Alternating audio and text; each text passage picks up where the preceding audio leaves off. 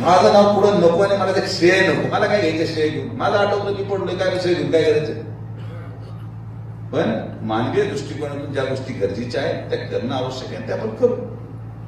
तर कृती समितीला विनंती आहे, थोडं शांततेत घ्या. नागरिकांना विनंती आहे. काय होतं की दुर्दैवाने काही अपघाती मृत्यू झाले, मलाही दुःख आहे त्या गोष्टीचं.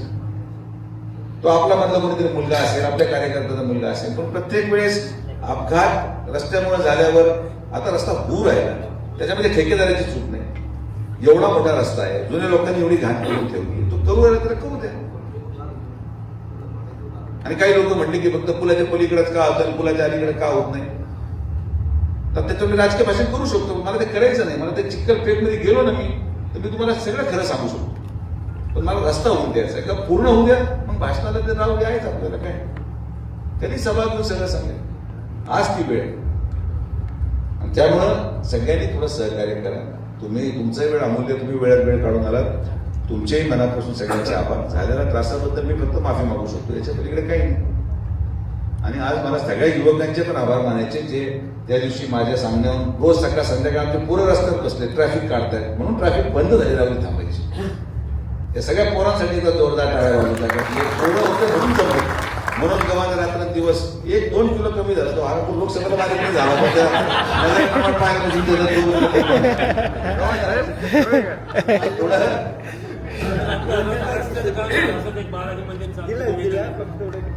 ते मला तुम्ही सांगितलंय, तुम्हाला मी करून देतो, ते काही बोलण्यासारखा विषय नाही. पण ROWला लाल झेंडे मार्क केले जातील.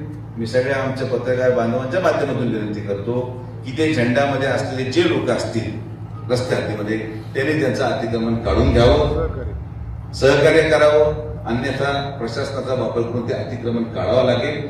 राहुरी आपल्याला स्वच्छ करायचं असेल तर त्रास करावा लागेल. आणि यामध्ये आम्ही सगळे बरोबर आहोत. भाजप बरोबर आहे, राष्ट्रवादीला यायचे त्यांनी यावं, दुसरी राष्ट्रवादी यायची विलीनीकरण जर नसं झाले तर ते येऊ शकतात, काय आमची हरकत नाही. त्याच्यामध्ये धनुष्यबाण आले आहे, धनुष्यबाण आहे ना.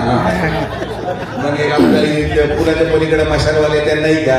मशालवाले फक्त त्यांना दिवसा घ्या. आणि बाकी आता अजून काही विषय असतील तर हे सगळ्या ज्या गोष्टी आहेत या सगळ्या गोष्टी टाळा. मारामाऱ्या नको, वाद नको. सगळ्यांचे सहकार्य रस्ता, काय पक्षाचा रस्ता नाही.